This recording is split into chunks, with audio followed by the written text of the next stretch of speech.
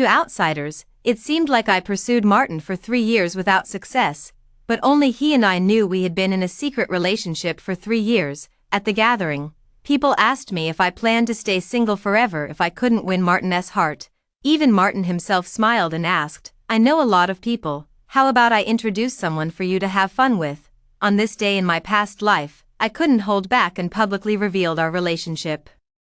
Transfer student Patricia ran out crying. Martin didn't say anything on the surface, but privately became increasingly distant from me. After marriage, when I was in a car accident during pregnancy and rushed into the operating room, he was in the Maldives accompanying Patricia to relax. When my lifeless body and unborn child were sent to the crematorium, he was celebrating Patricia's birthday at a Michelin-starred restaurant. That was when I realized, after all, he never truly loved me. Given a second chance at life, I smiled and said, "No need, I'm already engaged." Hello, everyone, welcome to my channel. Subscribe us to read wonderful novels every day. Now the story begins. The crowd quieted down, almost instinctively turning their gaze toward Martin. Martin leaned back on the sofa, his lazy posture stiffening for a moment before he let out a mocking laugh. "Perfect, saves me the trouble of having you nagging at my heels every day." I smiled faintly but didn't respond. The atmosphere became awkward, and the friend who organized the gathering, trying to liven things up, shouted, come on, the game continues. This round is your turn. The mission is to pick someone of the opposite sex here and kiss for 30 seconds. It was supposed to be a flirty game that would get everyone riled up, but the scene fell silent again, because there were only 2 people of the opposite sex present. One was me, and the other was a transfer student, Patricia. Everyone knew that from Patricia's first day as a transfer student. I didn't get along with her. The leader of the group laughed awkwardly. "Bro how about we just have a drink instead?" "No need." Martin stubbed out his cigarette without hesitation, turned and kissed Patricia while cupping the back of her head with one hand. Patricia let out a deer-like gasp, then shyly closed her eyes the next second. As the kiss ended, Martin lay back on the sofa, his eyes fixed on me. "It's just a game. It's not like I can't handle it." The surrounding crowd burst into laughter in agreement. A friend sitting beside me cast a comforting glance in my direction. I was just about to say something when my phone vibrated in my pocket. It was a text message. "Are you home yet?" Seeing this, I stood up from the sofa and spoke to the people around me. "I have something to do, I'll leave first." Without wasting any time, I left the private room. I was reborn a month ago. The first thing I did after coming back was to break up with Martin and accept the family arrangement to get engaged to City G's famous second-generation heir Lyndon. In my previous life, my family also arranged for me to be engaged to him. But back then I was completely devoted to Martin and outright refused. Yet when I died on the operating table, Martin was traveling the world with Patricia. It was actually Lyndon who collected my body. I lowered my head to reply to his message. "Not yet. I'm getting ready to head back now. In a few days it will be Grandpa Mason's birthday. Tonight I've arranged a video call with Lyndon to pick out a gift for Grandpa Mason." The phone vibrated a few more times. I looked down and saw it was a message from Martin. "What's wrong? Can't take it and left already? Weren't you so bold just now, lying about being engaged to deliberately provoke me?" My gaze fell upon these 2 previous text messages. A month ago, the message where I broke up with Martin. He never replied. I lowered my gaze slightly, didn't reply, and put my phone away. By the roadside, a black Maybach was parked there. "It's not safe for you to go back alone at night, so I've arranged a car for you. Sorry, I've been City G lately and can't come to pick you up in person." I smiled and replied, "It's fine, you go ahead with your work. The Mason family is very influential. Grandpa Mason's birthday banquet will also be grandly celebrated." Lyndon had already prepared a gift for me. But to show my sincerity, I still wanted to choose one personally. The moment the video connected, a strikingly handsome face appeared on the phone screen. Dressed entirely in black, he had a tall, straight nose bridge and deep, dark eyes. Under the light, his thin lips were beautifully and sharply defined. Lyndon's voice didn't quite match his appearance. A person who appears quite aloof, yet speaks very gently.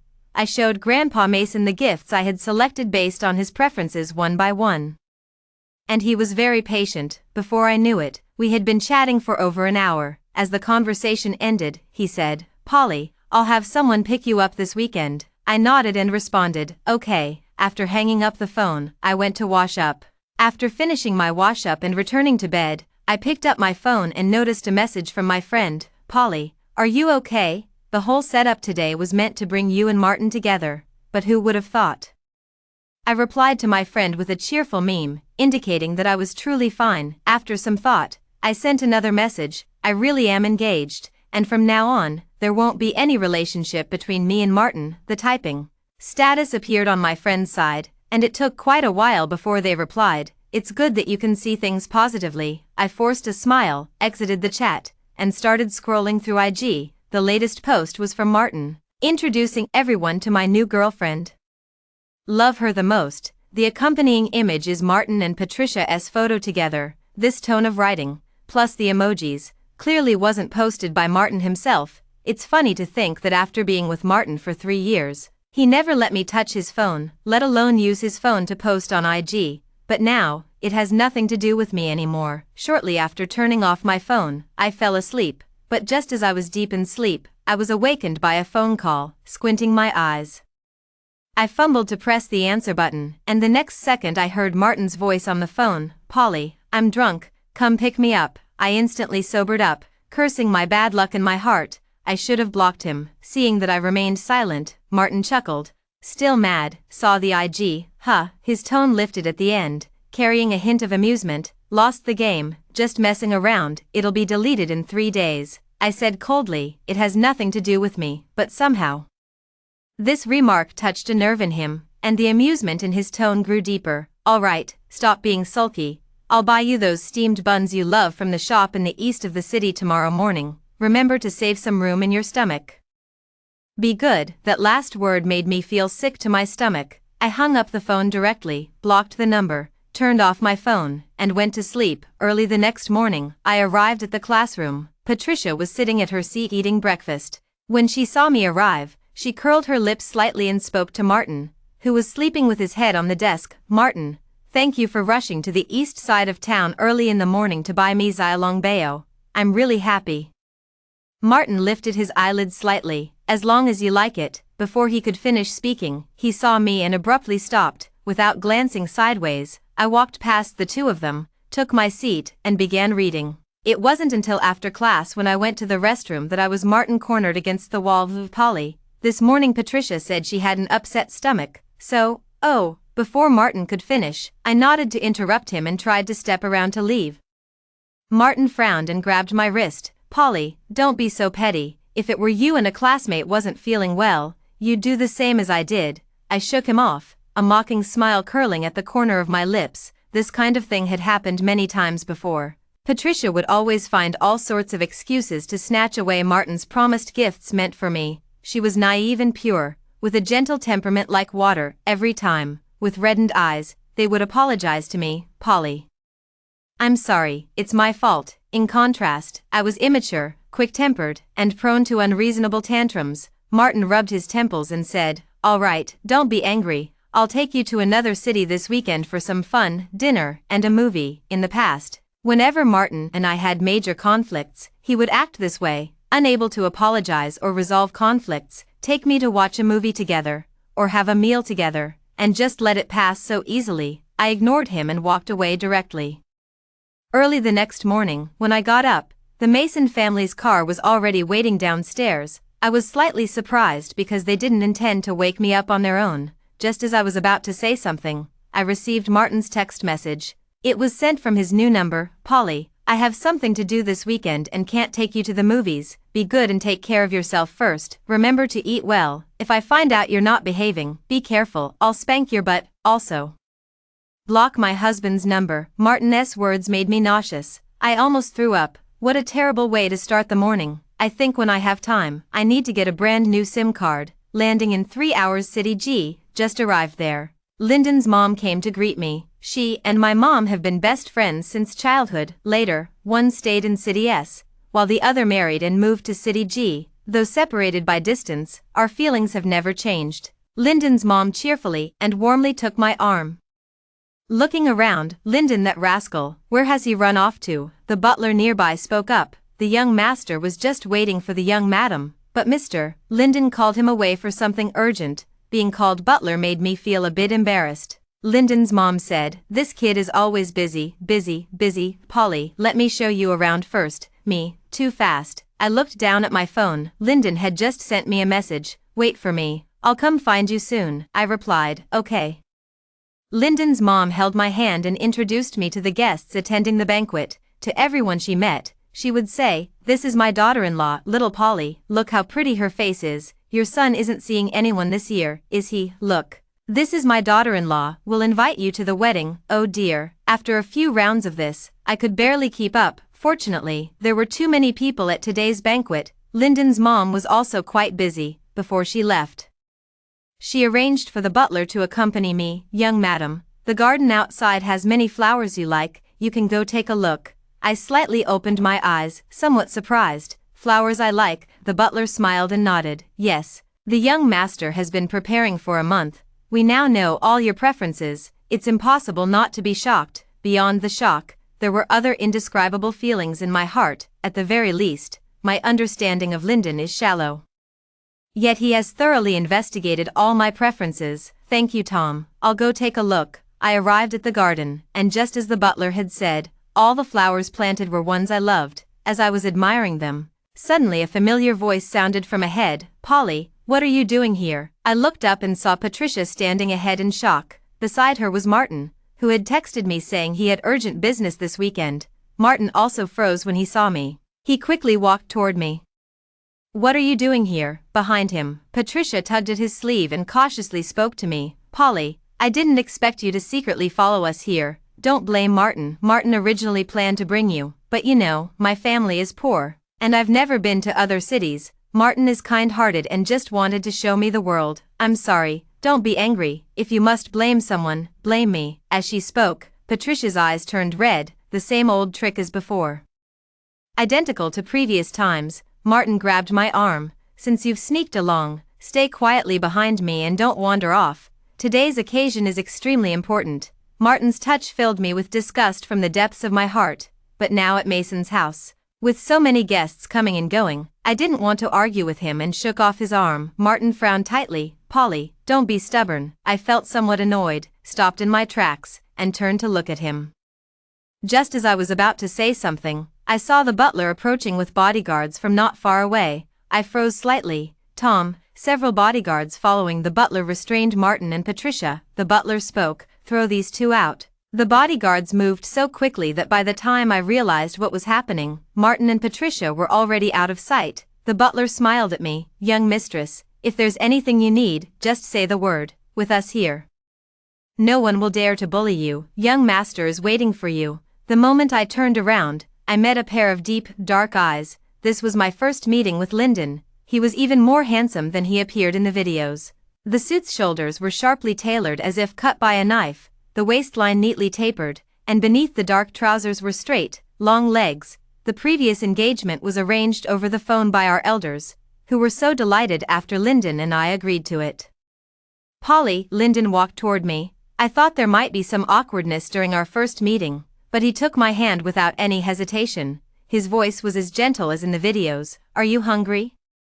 Let me take you to get something to eat." After several hours on the plane, I was indeed quite hungry. Lyndon led me into the Mason family's dining room, where all the dishes on the table turned out to be my favorites. This surprised me slightly. Lyndon sat down beside me, put on gloves, and patiently began peeling shrimp for me. His movements were composed, and his every gesture exuded an air of noble elegance. It made me feel quite embarrassed.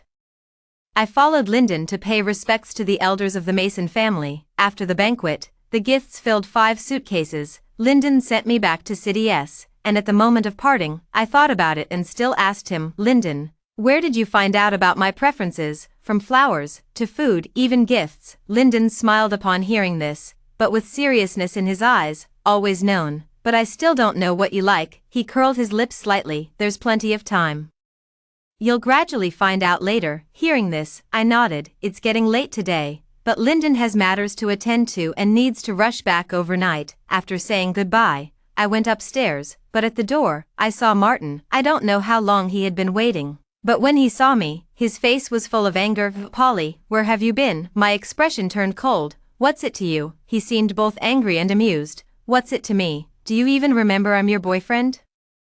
I replied sarcastically, "Oh really, your friend's announcement didn't feature me, and I broke up with you a month ago." Martin looked slightly uncomfortable, but the next second, he grabbed my wrist. "Come with me now, go and apologize to Patricia." Me. Martin saw I wasn't moving, his face growing even angrier. "I never expected you to have relatives working at Mason's house, but sneaking off with me to City G was one thing.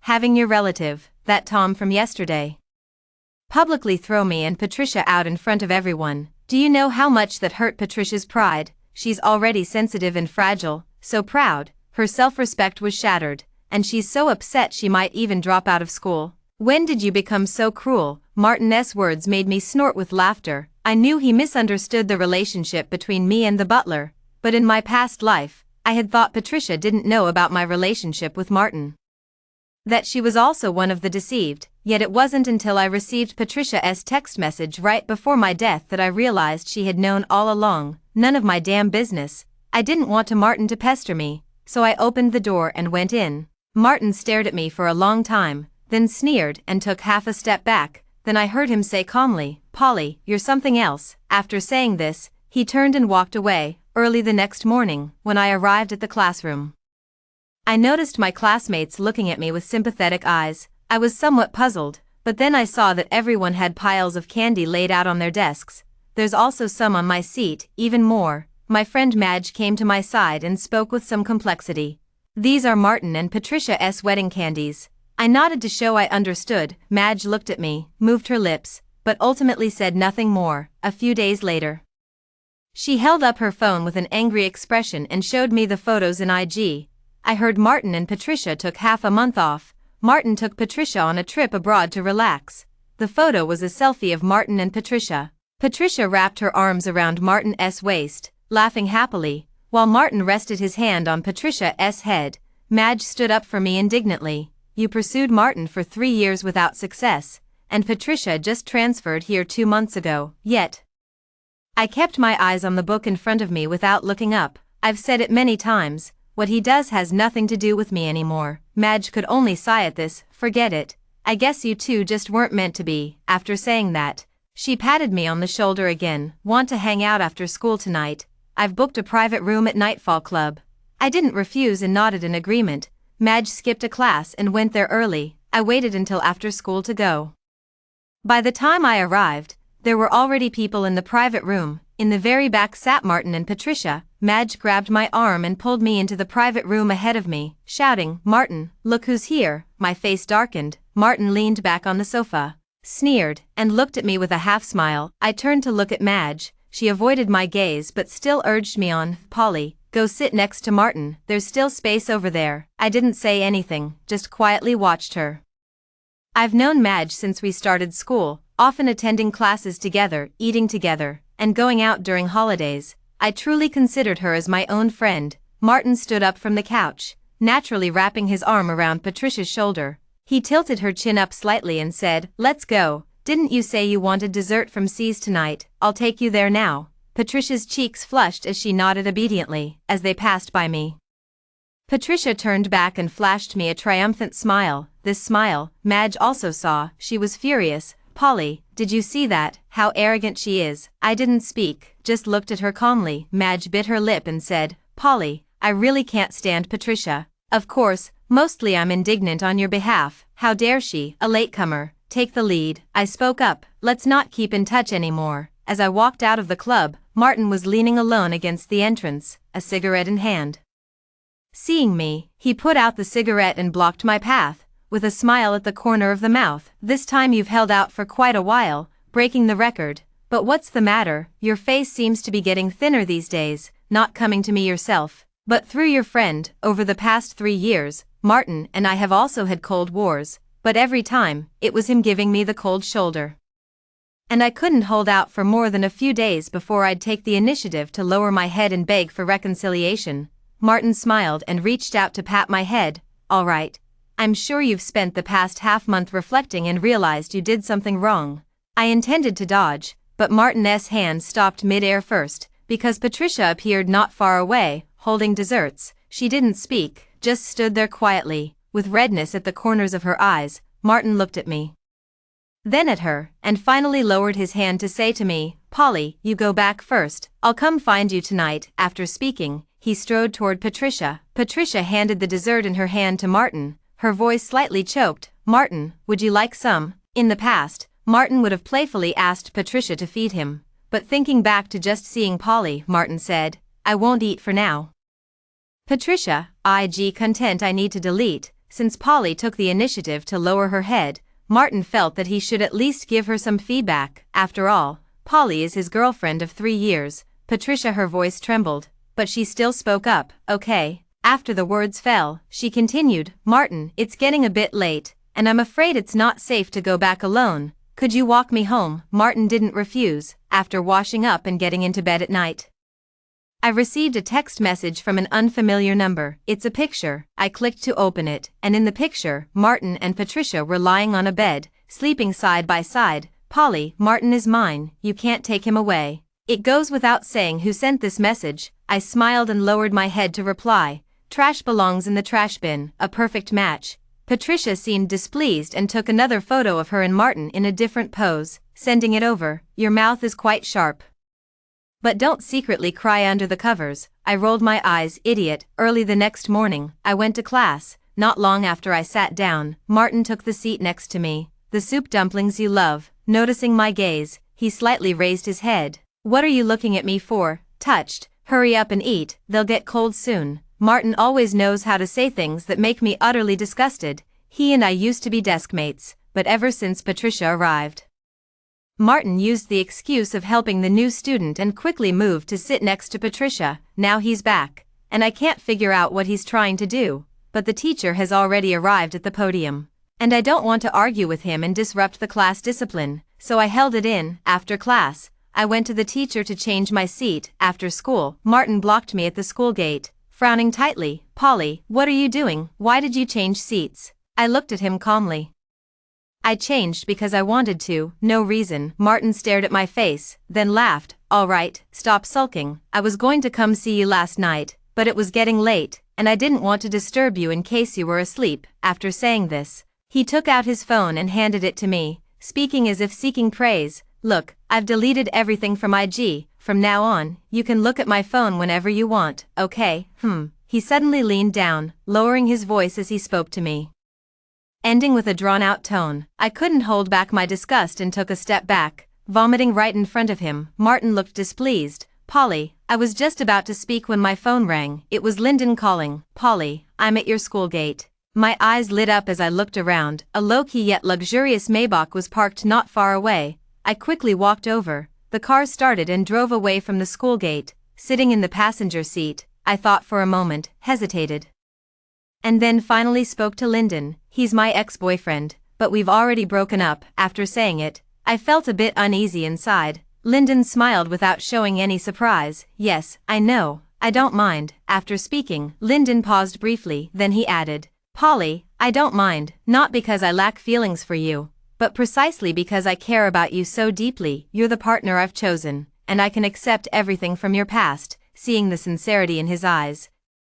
it was impossible for me not to be moved. My eyes slightly reddened as I sniffled and looked out the window. Lyndon didn't speak, just held my hand tighter. Lyndon came this time with Lyndon's parents. The group will stay in City S for a few days to hold a belated engagement banquet for me and Lyndon. It was agreed by both families, the engagement in City S, and the wedding in City G. Lyndon is now picking me up to go to the restaurant, where the elders of the family are already waiting.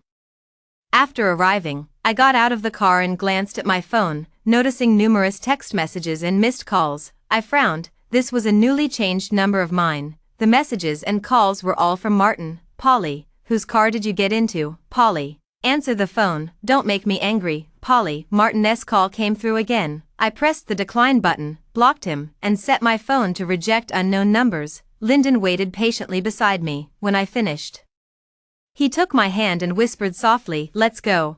I don't particularly enjoy crowds, so the engagement banquet was just a gathering of a few elders from both families. After the meal, Lyndon's parents went back first, leaving Lyndon in City S to accompany me for a few days. While we were talking, my phone received some messages from friends and classmates. "Polly, I had no idea you were hiding something this big. You already got Martin." "Damn.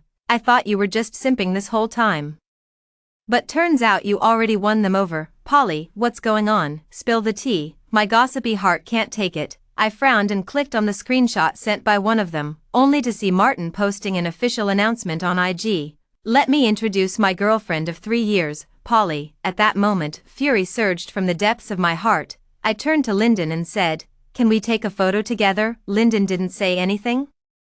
Just put his arm around my shoulder and took a photo with my phone. Later, I posted this picture on IG. The next second, IG exploded. Friends kept asking me what had happened and what was going on. I posted in the comments section the photo of me breaking up with Martin several months ago.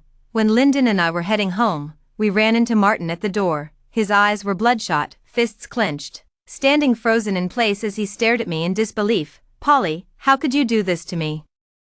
It's all fake, right? I know you're mad at me for standing you up those few times before. I won't do it again, okay? Polly, don't go finding other men just to make me jealous." He quickly walked up to me, trying to reach out and grab me, but was blocked by Lyndon. Martin was quite tall, but still stood half a head shorter than Lyndon. Martin reached out angrily to push Lyndon, but I was quicker, slapping Martin across the face. "Martin, can you stop being so disgusting to me?" The atmosphere fell silent. "Find another man just to piss you off. How can you be so shameless, not feeling any embarrassment at all? Aren't you ashamed? Because I find you utterly disgusting. I broke up with you long ago and made it clear we're done. I'm already engaged. Stop bothering me." This whole scene is just laughably absurd to me. In my past life, I refused to let go and ended up marrying Martin. After marriage, Martin was cold to me in every way, even on my deathbed.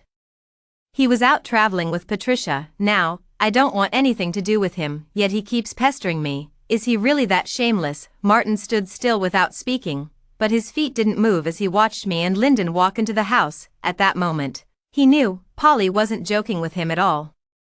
Something was gone forever. The next few days happened to be a holiday, and Lyndon and I went out for a few days. Upon returning, I heard some news from a friend. Martin and Patricia got engaged. That's great. In their past life, Martin had always wanted to make things work with Patricia, but because of my presence, the two couldn't be together despite their love. In this life, these two have finally gotten their wish. You have no idea how embarrassingly they made a scene.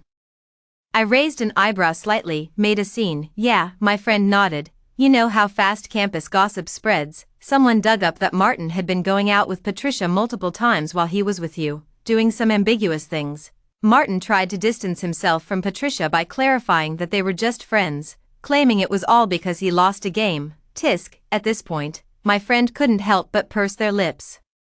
What kind of friends cuddle and go on international trips together as a pair? Oh wait, there is one kind, boyfriends and girlfriends. I smiled. Gotta say, Martin is truly a scumbag. But Patricia is something else. She played along with Martin's story, publicly backing up his claim that they were just friends, only to turn around and show up at Martin's family's doorstep with a pregnancy test result. A pregnancy test result. I remembered Patricia had sent me photos of her and Martin sleeping together, cuddled up. Martin had the audacity to act like nothing happened the next day and tried to reconcile with me. I felt even more disgusted by Martin in my heart. My friend nodded. Such a scandal naturally couldn't be let spread, so they immediately arranged for Martin and Patricia to get engaged. Finally, my friend added with relief, "Thank goodness you wisely broke up with him when you used to like him. I wanted to warn you, Martin never seemed like someone who'd be devoted in a relationship, not marriage material. Is it wise?" It was also gained by having died once. In the following days, I was busy with graduation and preparing for graduate school entrance exams, but every weekend, Lyndon would come to see me. It just so happened to be my birthday that day, and even I had forgotten. Lyndon showed up in front of me holding a birthday cake and flowers, but I don't recall ever telling Lyndon. "What's going on with you? How do you know so much about me?" Lyndon chuckled. "Perhaps we share a telepathic connection." Really? I remained skeptical, but privately sought out Lyndon's mom to learn more about Lyndon. Lyndon's mom told me that I had actually met Lyndon when we were children. I was surprised. "When was this? How come I didn't know?" "Before you turned 5, I took Lyndon to your house. Back then, you kept insisting that Lyndon was good-looking and said you wanted to marry him when you grew up." My face turned red. I truly don't remember this matter. When I was 5 years old, I fell into the water. developed a high fever, and after waking up, I completely forgot everything that had happened before the age of 5. I heard again Martin and Patricia's news several months later. I heard Martin was imprisoned. This news really shocked me, right after graduation. Martin's family pressed Martin and Patricia to get married. After marriage, Martin often fought with Patricia. Every time they argued, he would stay out all night, going to bars and fooling around. Over time, Patricia couldn't take it anymore. She went to the bar with their child to find him, trying to bring him home. Martin felt that Patricia was embarrassing him in public. During the struggle, he pushed Patricia, and Patricia's head hit the corner of a table. It was just bad luck. That impact hit a nerve, and she died on the spot. Patricia's family lost their daughter and were naturally unwilling to accept it, so they clashed with Martin's family, demanding Martin's family compensate them to settle the matter. But Martin's family had many children, and the affair between Martin and Patricia had already brought shame upon Martin's family. How could they possibly spend money to resolve it? So they simply handed Martin over. After listening, it's truly quite lamentable. But Martin's family's coldness is something I've already experienced in my past life. When I was in a car accident during pregnancy, hemorrhaging heavily and rushed into the operating room, unable to reach Martin, I called Martin's family, and all they said was to handle it myself. All right, let's not talk anymore. Your partner is here to see you. A friend gave me a meaningful look, and when I glanced up, I saw Lyndon standing not far away, smiling at me from the corner of his mouth. I stood up and walked over, naturally linking arms with him. It's not the weekend today. What brings you here? Lyndon ruffled my hair. I missed you, so I came. I smiled and said, I'm very satisfied with this answer. Lyndon extra story. I first met Polly when she was 5 years old and I was 8. According to my mother, Polly was the little daughter-in-law she found for me, and we were supposed to get married in the future. I was immediately displeased. How could I possibly marry someone I'd never even met? I didn't want to go, but being young and unable to defy my parents, I was dragged to the family's home anyway. At our first meeting, she was crying pitifully for some reason, with snot and tears all over her face. I was utterly disgusted, but the moment she saw me, she stopped crying instantly. Before I could react, she hugged my legs and called out in a clear voice, "Pretty brother," then wiped the snot on me. Great. At that moment I had only one thought, to throw her out. But Aunt Amy was a step ahead and Polly was taken back into her arms. My mom was laughing so hard she couldn't close her mouth. I was very unhappy that day. Especially when I thought about my mother wanting me to marry her, it made me even more upset. I wanted to leave right away that day, but my mother planned to stay at the Amy family's place for a while longer. From that day on, I had a little shadow following me around. Every day before dawn, she would climb onto my bed, calling me big brother and asking me to get up and play. Every day as soon as it gets dark, she climbs onto my bed and calls me big brother to sleep together. She annoys me endlessly, but she's kind of cute. A few times I thought about secretly making her cry to scare her away from me, but when I meet those watery eyes of hers, I just can't bring myself to do it. Whatever, I won't argue with a little brat. On the day I left, Polly held my hand and secretly slipped out of the Amy family, taking me to a river. She said she saw many small fish in the river and wanted to catch them as a farewell gift for me. I thought it was unsafe and intended to take her back, but she moved too quickly and accidentally fell in. I panicked and, without thinking, jumped in to rescue her, but I wasn't very old either. After pushing Polly onto the shore, I was exhausted and got swept away by the river.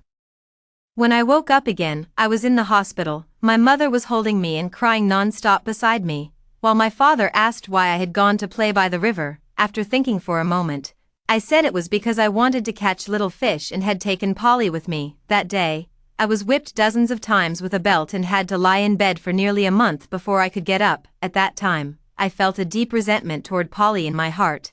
I swear, when I finally marry Polly and bring her home, I'll definitely get my revenge. But later when we grew up, Polly actually forgot about me. When my mother went to propose the marriage, she refused on the grounds that we'd never met and she didn't want to be engaged to a stranger. At that moment, I felt like the sky was falling and the earth was splitting apart. I found out that she already has a guy she likes. I could only bury that affection deep in my heart, until later. When I went to City S for business and visited a friend at a hospital, I saw a person covered in blood being wheeled into the operating room. With just one glance, I recognized that it was Polly. She was in a car accident during her pregnancy and suffered massive bleeding, while her husband was abroad vacationing with his lover. At that moment, my eyes turned red with only one thought in mind, to kill Martin. When I opened my eyes again, I had been reborn with all my memories intact. I was reborn back to the time before she got married, when everything could still be changed. In this life, I once again asked my parents to propose marriage on my behalf, but I was unwilling to just wait idly like in my previous life. Just as I was about to take the initiative, I received a response. Polly agreed. I knew I wasn't the only one who had been reborn. The end.